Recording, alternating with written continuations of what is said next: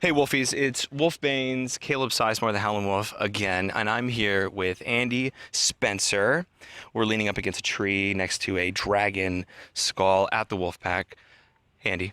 Yes. How are you? Good, I'm great. Excellent. Because I don't have to work tonight, Great. but you do. I do. Oh, Right, okay. and Sure. you are playing. I am playing Jimmy Livingston, the Bubble Boy. Great. Is this your first soiree with Wolfbane? With Wolfbane, absolutely. I do know I've worked with I know Ken and Dustin personally from the past, but yes, this is the first time I've come down and seen what you guys all do here. So Yeah, what do you think? I love it. I mean, I will say it's pretty humid, Yeah. and doing a show outside in a plastic bubble with humidity is an adjustment, but I've heard it's a kind way to put it. it's an adjustment, but it's supposed to be getting cooler in the next couple weeks, so I feel like it won't be a big deal. Yeah. Just sweating out all the, pizza I ate today.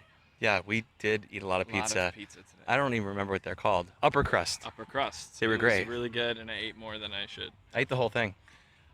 Told myself I was gonna have like half, and I left one small piece to feel better about myself. But I have a feeling I'm gonna eat that shortly. Yeah, perfect. Okay, and what pizza did you get? I was told Hubbard told me to get the chicken bacon ranch. Did it live up to It was pretty Hubbard's delicious. recommendation? But he did say you will regret it later, and I may be there, but Well, you're gonna have that slice anyway. Okay, yeah. Yeah, Moving on. Yes. The perhaps besides the conditions, the suit and just the physical stamina that you need to have to play the role. What do you think's been the biggest challenge? I would say just that there's really no pre-existing version of the show. So in terms of preparation and things, there's one high school production that's online, and that was the only reference point I had. But I tried really hard not to use that reference point. So it's fun and challenging to work on music that I don't really know prior to starting, because like most musicals I do are pre-existing and they have a cast recording, or you can go on YouTube and see multiple people Right. doing it and just give you perspective on like how the song works or what all of these things. So it was the first week was a bit of an adjustment just to like get these songs into my body and make them make sense to me. But that was also maybe the most fun part about it, is that it was not previously done really. So it's kind of gives you an opportunity to make it your own a little bit. Yeah, I was gonna say, do you think like you might be part of the developing party? I mean, who knows? I mean, I think just the fact that Cinco and Ken are here watching, and the little bit I got to talk to them, they were saying like, "Oh, wow, there's aspects of this show that we had never thought about taking. Like when we wrote it, we didn't anticipate people interpreting it this way, but we like that you interpreted it this way, or things were that we are doing is opening their eyes to potential changes that they're going to make, because it is still a work in progress, which is fun. So like, who knows what they're going to take from our piece here, which is Yeah. fun. Credit aside, it's like when I finally get to see whatever they finally do with the piece, and I can see things that are from our version. It's gonna be pretty cool To to know be a that you part of have- that ground Yeah, floor. even if it's just like a tiny little piece. Either way, it's influencing them and how they're going to move forward, because they're seeing things. Maybe we're doing something they hate, and they're like, well, let's make sure We that this never- doesn't happen. Right, Who right, knows? right. But either way, it's helping make a better piece, which is fun. Yeah. Yeah. What's your background in theater? I think it's obvious to me and the audience that this probably isn't your first It's show. not my first show. I actually got a later start than most people. I didn't do theater growing up or really in high school until my senior year.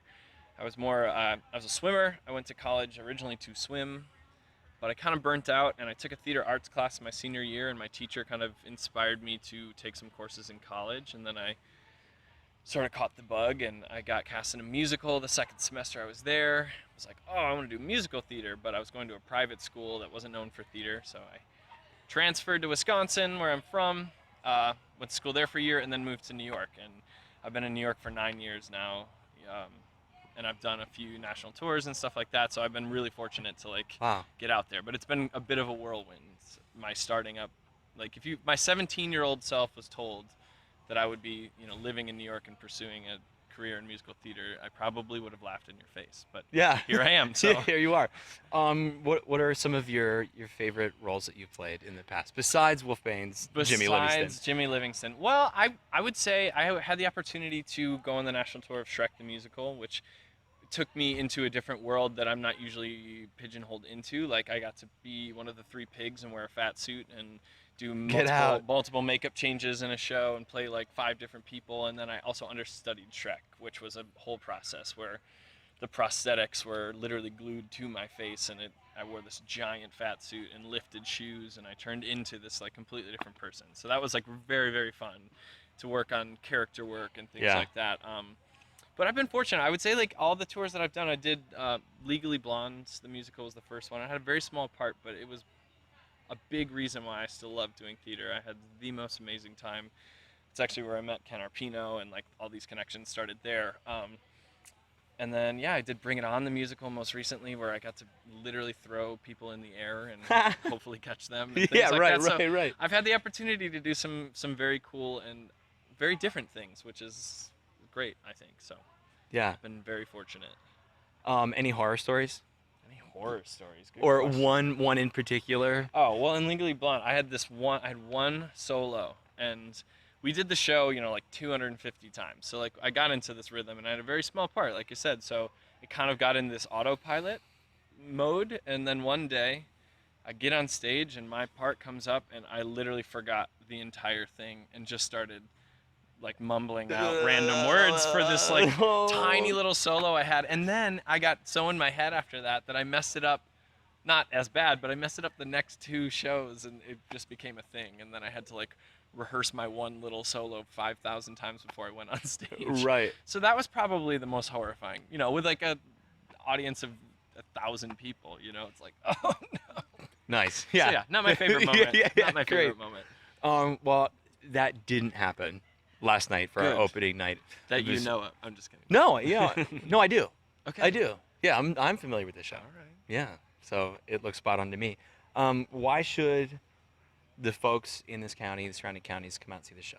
Why Bubble Boy? Why not Netflix? Why Bubble Boy is because you can maybe watch the movie on Netflix, but what's cool about this, and it's an amazing opportunity for this community, because Dustin has worked so hard to like get this brand new project that comes here. Like you can't, if your kids or if you like musical theater, you can't just go and download the recording or see a bootleg somewhere. Like this is an original piece, and it is unique. I've never seen anything like it. The concept of having a guy run around stage on a bubble, it is definitely entertaining, and it is wild. There's what's cool about being outside is we have like live vehicles. We're literally in the audience at points. It's interactive. It's fun. So like I think if you don't come and you'd rather sit and be on Netflix, then You're gonna miss out. you're gonna miss out for You're sure. gonna miss out. You Yeah. should So definitely there is a spend the sense time. of urgency Absolutely. because Come when on. it's done, and we're here for a month, which is kind of long, but not that long. So don't wait. right? Because Get when out word here. gets out, Absolutely. tickets will. And then you're gonna be sitting in the parking lot and you can't see anything. Right. All right. Well, But yeah. Andy, thank you very much. Thank you. Appreciate it. You got to go back to work. I gotta go pretend like I'm in the show, I guess. All right. All right, Thanks. thank you. All right. Yeah, I just got the M.